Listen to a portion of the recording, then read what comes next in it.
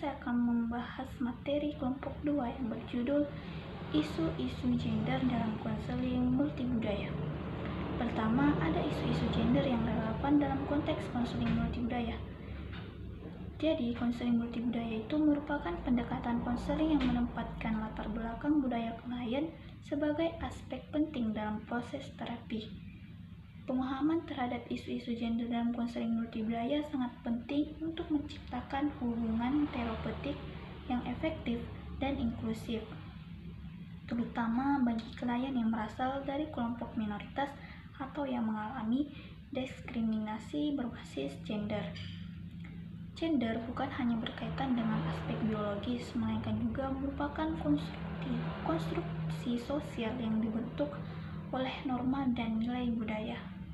Nah, beberapa isu gender yang relevan dalam konteks konseling multibudaya antara lain, yang pertama ada stereotip bias gender. Jadi, stereotip yang melekat pada peran gender dapat mempengaruhi cara klien memandang dirinya dan bagaimana konselor menanggapi klien. Misalnya, anggapan bahwa perempuan lebih emosional atau laki-laki harus kuat. Itu dapat membatasi ekspresi diri klien. Terus yang kedua, ada kekerasan berbasis gender, di mana kekerasan terhadap perempuan dan kelompok gender minoritas itu merupakan isu global yang juga dipengaruhi oleh budaya.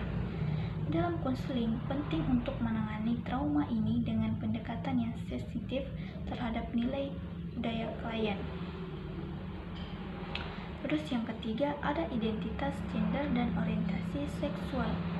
Jadi, klien dengan identitas gender atau orientasi seksual yang berbeda sering menghadapi stigma dan diskriminasi, terutama dalam budaya yang konservatif.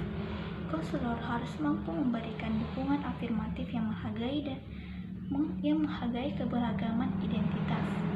Nah, beberapa strategi yang dapat diterapkan oleh konselor antara lain yang pertama, melakukan konseling asesmen yang komprehensif mengenai latar belakang budaya dan pandangan klien tentang gender. Yang kedua, menggunakan bahasa yang inklusif dan menghindari stereotip gender. Yang ketiga, mengintegrasikan pendekatan afirmatif gender yang menghargai keberagaman identitas. Dan yang keempat, melibatkan komunitas atau sumber daya yang relevan untuk mendukung proses konseling. Dan yang kelima, meningkatkan kesadaran diri konselor terhadap bias dan asumsi pribadi terkait gender dan budaya. Selanjutnya ada menganalisis pengaruh gender terhadap perilaku sosial individu. Yang pertama itu pembentukan peran dan ekspresi sosial berdasarkan gender. Jadi, dalam budaya sejak masa kanak-kanak, individu sudah dikenalkan pada peran gender yang spesifik. Misalnya, anak laki-laki didorong untuk bersikap tegas, mandiri, dan komparatif, sedangkan anak perempuan itu diarahkan untuk menjadi penyayang, patuh, dan kooperatif. Yang kedua, pengaruh gender terhadap komunikasi dan hubungan sosial. Itu dalam konteks konseling, pemahaman terhadap perbedaan gaya komunikasi ini penting agar konselor dapat menyesuaikan pendekatan yang sesuai dengan kebutuhan klien berdasarkan identitas gendernya. Misalnya, klien perempuan mungkin lebih terbuka dan membicarakan perasaan. Nah, sedangkan klien laki-laki mungkin memerlukan pendekatan yang lebih fokus pada solusi. Selanjutnya, ada strategi untuk mengatasi isu-isu gender dalam konseling multibudaya. Yang pertama, ada pengembangan kompetensi diri konselor. Yang kedua, asesmen dan penyesuaian pendekatan yang sensitif gender. Yang ketiga, integritas komunitas dan sumber daya eksternal.